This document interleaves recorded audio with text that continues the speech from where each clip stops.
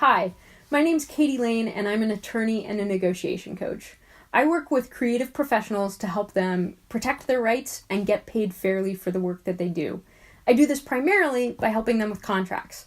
I love to read and write and mark up and negotiate contracts, and I get that not everybody else enjoys that. I am on a mission to help creative professionals understand their contracts and advocate for themselves effectively when they're having to negotiate agreements with their clients. That's why I've put together this Skillshare series about contracts for creative freelancers.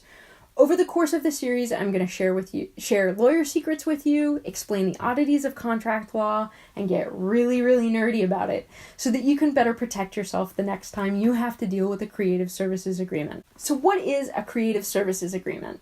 A creative services agreement is any contract where you're agreeing to provide your creative services, like acting in a play or writing a novel, in exchange for something of value. Usually money. In this first class, I'm going to talk to you about the 3 areas of a creative services agreement where I usually find the most problems.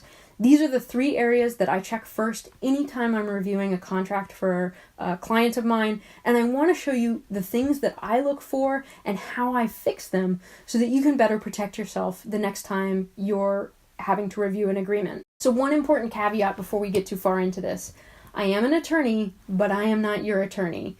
This course is designed to be legal education, not legal advice. And the reason it's not legal advice, I don't know what contract you're looking at. I don't know anything about the job that you're contemplating. I don't know what is going to be right for you. What the goal is with this particular class is to provide you legal education, to help you understand how contracts are put together and how terms can be interpreted so that when you're reviewing your contracts, you're going to be in a better position to protect yourself and ask questions. Sound good? Great. Let's get into this.